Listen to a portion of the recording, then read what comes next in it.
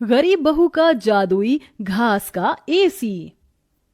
एक छोटे से गांव में सरिता अपनी बहू और अपने गरीब परिवार के साथ रह रही थी। बेटा, आज हमें ये रात को सारा काम खत्म करना होगा, कल ये सारा ऑर्डर का सामान जाएगा। माँ, मैं तो कोशिश कर ही रहा था लेकिन घास ही खत्म हो गई। अब आप ही बताओ ना, मैं क्या करूँ? हमारे पास और कोई चारा नहीं है, हमें जंगल से और घास काट कर लानी होगी। इस समय जंगल में जाने का फायदा नहीं है, कभी भी कुछ भी हो सकता है। जंगली जानवर रात के समय ही बाहर निकलते हैं। अजय बिल्कुल सही कह रहा है बहू। अरे माँ जी, हम दो लोग अगर जाएंगे तो कोई जानवर पास नहीं आएगा, और फिर इतनी जल्दी कोई जानवर हमला नहीं करता। हमें ये ऑर्डर कल देना है, आप ये भी तो सोचिए। लेकिन बहू। माँ जी, आप चिंता मत कीजिए, कुछ नहीं होगा, बस आप बच्चों के पास ही रहना और उनका ख्याल रखना। अगर ये ऑर्डर नहीं गया तो बच्चों के लिए हम गर्मी से बचने के लिए कूलर भी नहीं खरीद पाएंगे। सरिता की बहू भाविका और उसका बेटा, वो तीनों घास से पंखे कूलर बनाने का काम किया करते थे, इसलिए उन्हें घास की जरूरत पड़ती थी। वह आधी रात के समय जंगल में जाते हैं। भाविका, जरा से भी हलचल हुई तो मुझे बता देना, कभी भी कुछ भी हो सकता है। ठीक है जी, मैं आपको बता दूंगी। अजय और भाविका दोनों ही जंगल में घास काट रहे होते हैं, तब उन्हें झाड़ियों से आवाज आने लगती है। क्या तुमने भी वहां से कोई आवाज सुनी है? हाँ जी, मैंने भी सुनी है। मैंने तुम्हें कहा था ना, इस समय आना ठीक नहीं है। चलो देखते हैं उधर क्या है। भाविका और अजय झाड़ियों के पास जैसे ही जाते हैं, उन झाड़ियों के पीछे से एक आदमखोर भेड़िया निकलता है। भाविका, भागो यहाँ से, यहाँ पर तो बहुत खतरनाक भेड़िया है। अजय और भाविका दोनों अपनी जान बचाकर भागने लगते हैं। अजय, अब हम लोग क्या करें?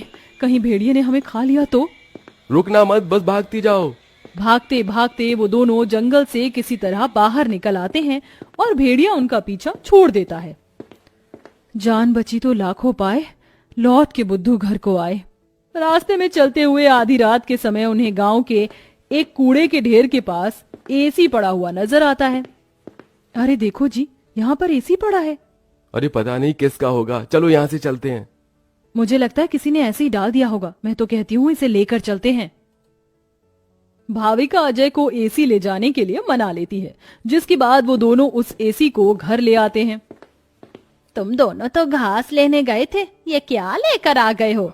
ये हमें रास्ते में पड़ा मिला। जब हम कूलर पंखे बना लेते हैं तो एसी भी बना सकते हैं। इस खराब एसी को छोड़ो और ये बताओ, क्या तुम घास लेकर आई हो? सरिता के ये बोलने के बाद जंगल की दुर्घटना के बारे में दोनों बताते हैं, जिसे सुनकर सरिता हैरान रह जाती है। अच्छा, इसका मतलब बहुत बड़ी मुसीबत से बचकर आए हो तुम दोनों, और साथ में ये कचरा उठाकर ले आए।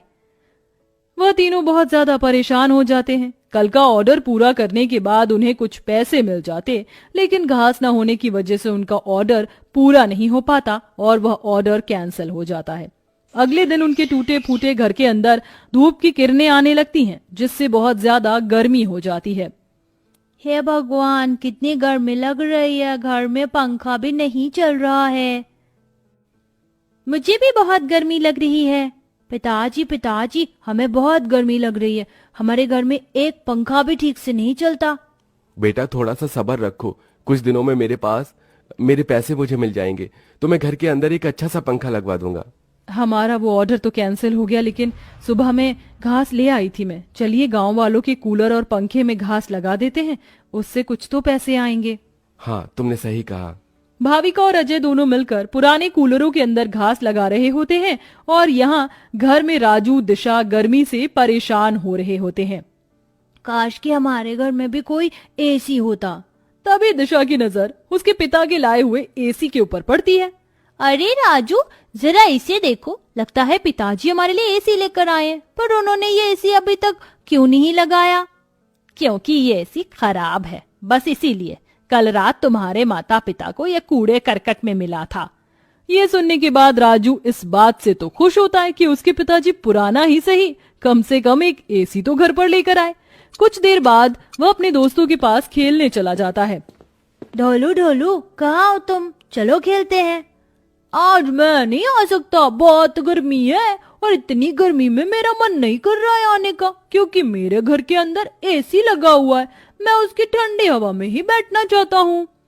क्या कहा? तुम्हारे घर के अंदर भी एसी है? हाँ, और हमारा एसी बहुत अच्छा चलता है, बहुत ठंडा कर देता है घर को।